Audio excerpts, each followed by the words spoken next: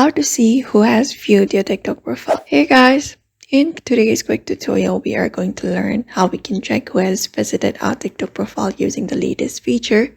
So let's just get started without any delay. First, we open up the TikTok application on our phone, and if you're not logged in, you can log in into your account and go ahead and look out for your profile option, usually in the bottom right corner. And after we have accessed our profile in the bottom right corner, we can directly look out for the eye icon in the top. Otherwise, look out for the foot option in the top for the profile views button. And here we'll be seeing all of the profile views.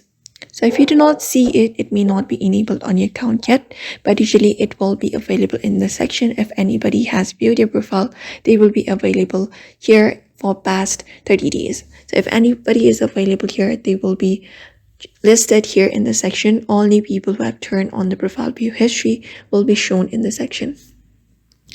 And you can just go and follow this method. If you want to disable it, you can look out for the settings option in the top right. And from here, you can just go and tap on the disable option and go ahead and disable it. And when you view someone's profile, you won't be able to see, they won't be able to see that you have viewed your profile. And similarly, you also won't be able to see if they have viewed your profile.